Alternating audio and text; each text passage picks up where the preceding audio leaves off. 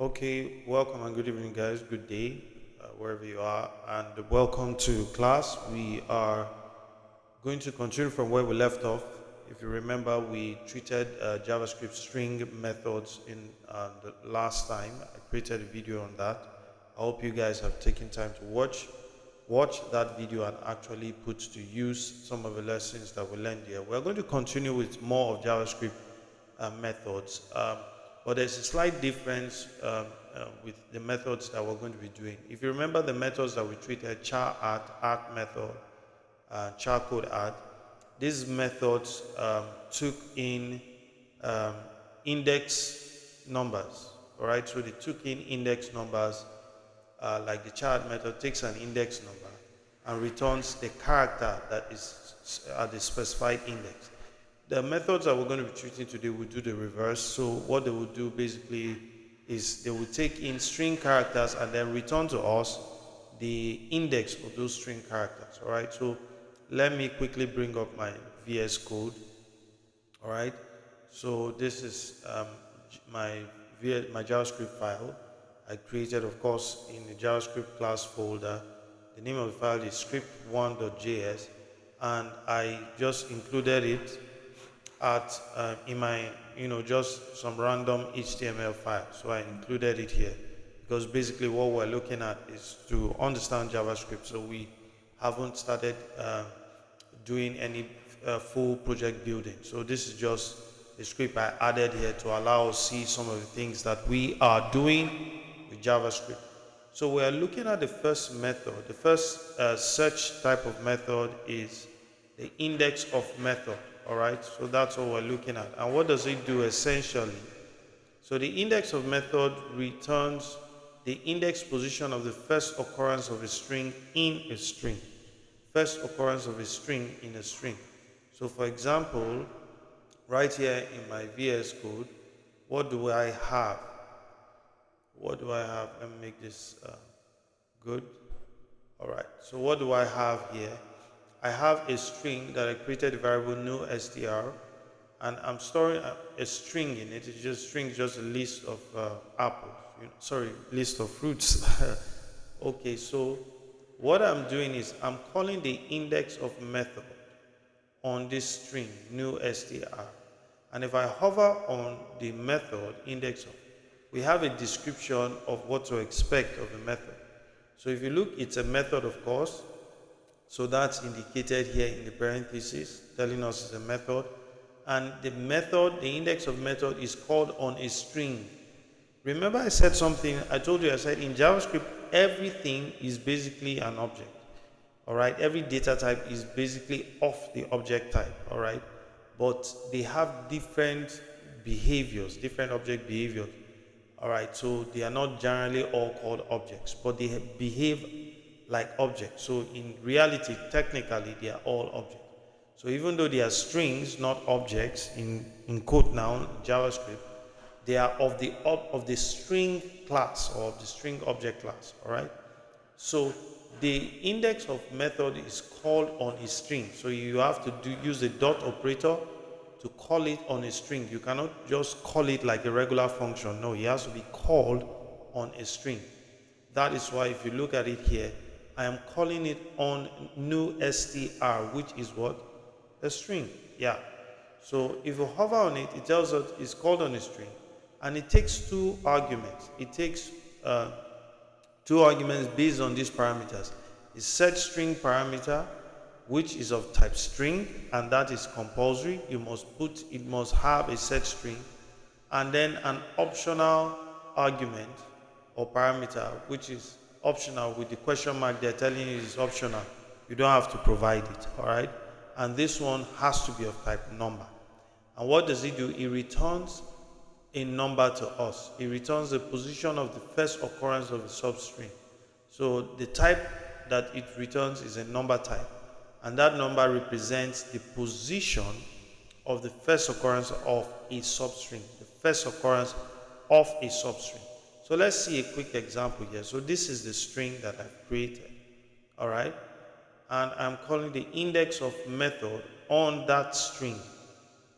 And what string is my set string? My set string is oranges. All right, my set string is oranges.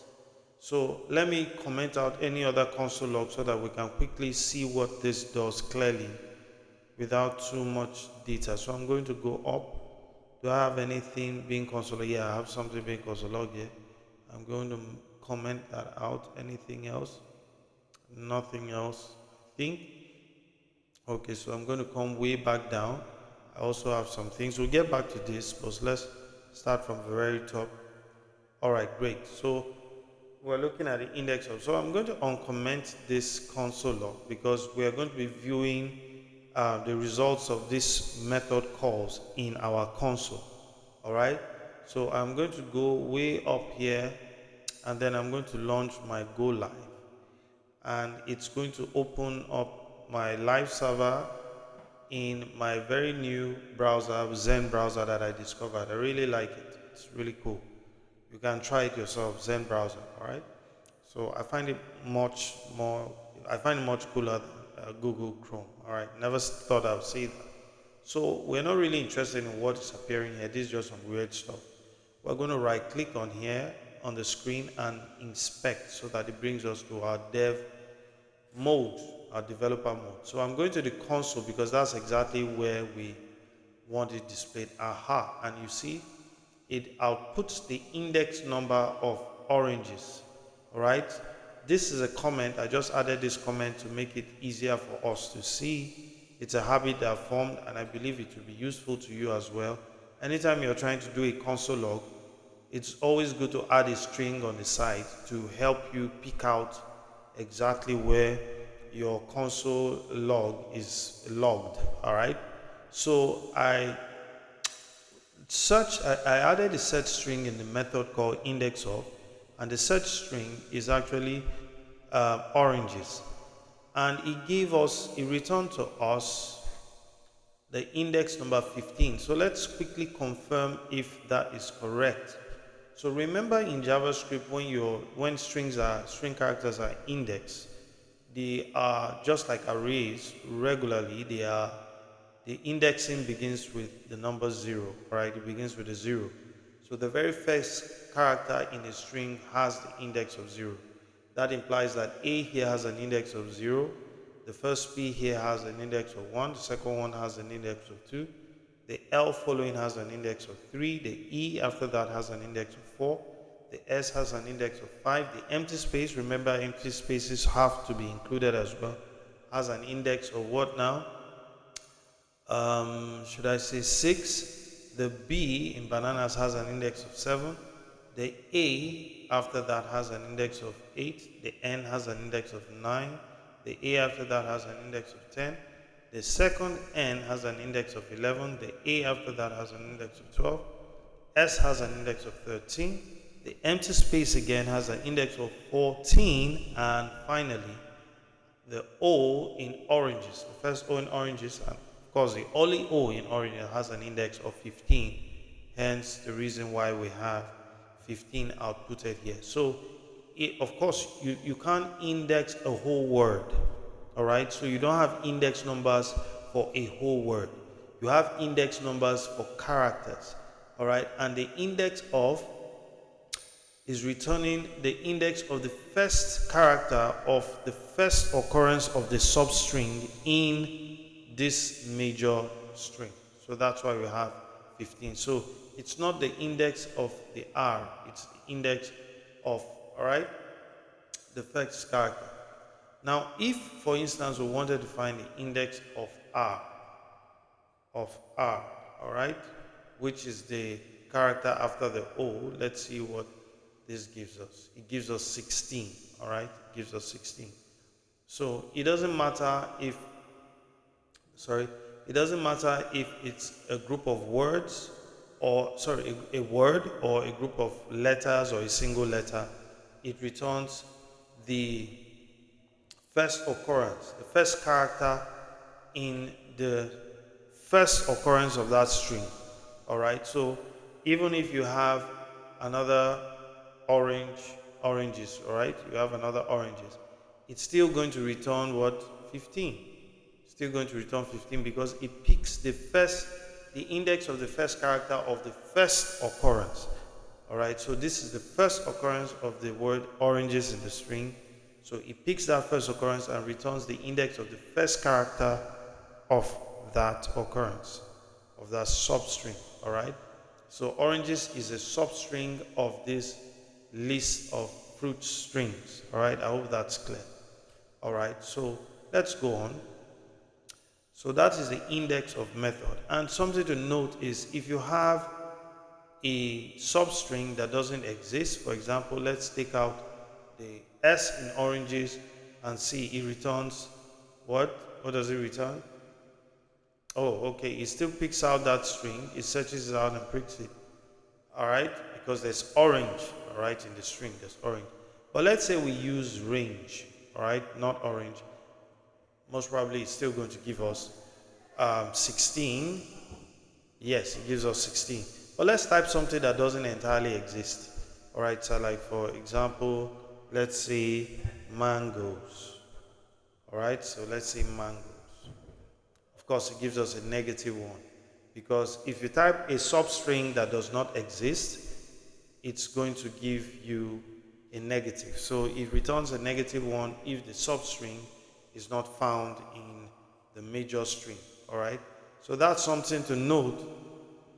That's something to note about the index of. Another very important thing to note about the index of is, like we said, if you hover on it, it gives us two parameters that it takes. The first one is the set string and the second one is the position. So the position allows you to specify where you want your search to begin. All right, you can specify exactly where you want your search to begin.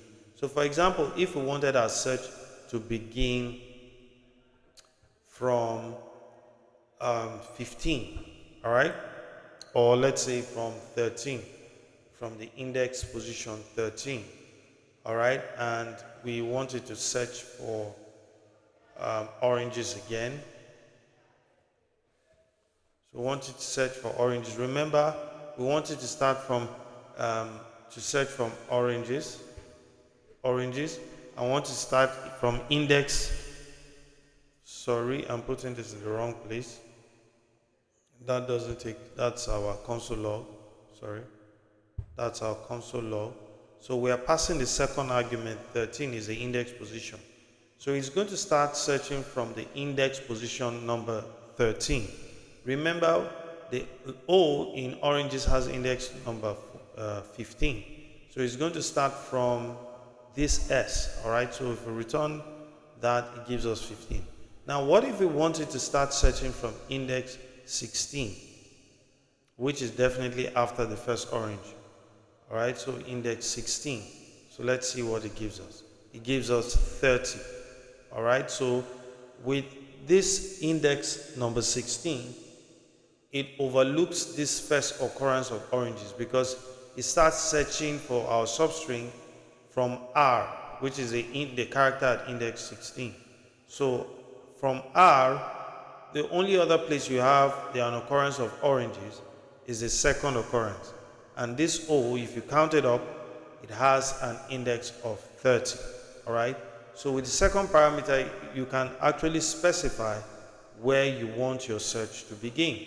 All right, having said that, let's move on to the next search method or string JavaScript search method, which is the last index of. All right, so the last index of, what does it do? It returns the index of the last occurrence of a specified string. All right, the last occurrence of a specified string. So for instance, in this case, we don't pass any position. We wanted to search the whole string from the beginning. All right, and we have two occurrences of oranges. What if we wanted to return the last occurrence of the index of the last occurrence of the oranges? If we just use index of, it's going to keep giving us the index of the first occurrence. So a way out of that is to use another method, which is called the last index of. All right, so the last index of method solves that problem. And here it is. So using the last index of, in this case, we have two occurrences of banana, all right? So if we use the regular index of, let me comment out first console log, so we deal with this second console log. So if you have the regular index of bananas and you try to console log that, it's going to give us 7. Yes, because the index of the first occurrence of bananas in this major string is 7. This first B has an index of 7. But if we really want to get the second occurrence, the index of second occurrence, we can't use index of, we would have to use last index of. All right? So remember, JavaScript uses camel casing by default. So you can see that there's camel casing used in this method name. All right? So let's check what the index of this last banana B is. All right? So of course, A has an index of 0, P has an index of 1, the second P has an index of 2, the L has an index of 3, the E following has an index of 4, the S has an index of 5, the empty space has an index of 6, the B, the first B has an index of 7, the A following has an index of 8, the N has an index of 9, the A following has an index of 10, second N an index of 11, the A following index of 12, the S after that index of 13, the empty space has an index of 14. Of course, first the orange, the first occurrence has an index of, the O has an index of 15, the R index of 16, the A after that index of 17, the N after that index of 18, the G after that index of 19, the E after that index of 20, the S after that index of 21, the empty space index of 22, the G after that index of 23, the R after that index of 24, the A after that index of 25, the P after that index of 26, the E after that the index of 27, the S index of 28, the empty space again index of 29, and our second occurrence banana B has an index of 30. So if we console log this, we should get an index of 30 if we did everything right. And voila, there we are, index of 30.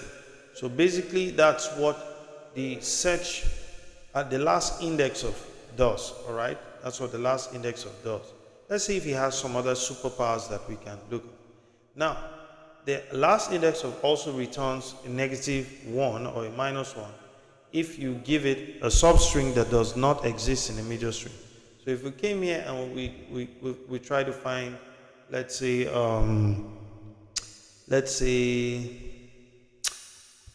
oats, for example. So oats is not even a fruit. So if we say we try to find oats and we check here, it's giving us a -1 because there's no substring oats in the major string. All right. So that's something to note. For both the index of method and the last index of, if you give it a substring that doesn't exist in the main string, it's going to return a -O for you. So let's move on. What other superpowers does it have? Both methods accept the second parameter as a starting position for the search. All right. So both the index of and the last index of, you can provide a second parameter, which is a number representing the start position of the index you want to search for. All right. Now, this method, the last index of method, searches backwards from the end to the beginning. If the second parameter is 15, the search starts at position 15. So that's something to note. All right. Whereas in the index of method, the position, the number you give it as a position, it starts the search from that number and goes to the end. That's it goes all the way to the right. However, in the last index of method, if you provide a second parameter and you give it a number, it will start searching from that number going to the left. So let's say we are searching for bananas, but we start from index position 15. Let's see what it gives us as our index. Aha. So it gives us 7. Why? Because it's searching from position 15, which is somewhere around here. All right. And it's searching to the left. And to the left, there's only one occurrence of banana, and that banana has an index B, an index for B of 7. All right, so take a note of that. But if we change it for some reason, we change this to index, all right, and we say it should start at position 15, then let's see what it's going to give us, 30. giving us 30. So that's an important note. All right. So I'm going to continue this video. It's already a bit long, so I'm going to continue more on strings in the next video. So stay tuned. We are not done yet.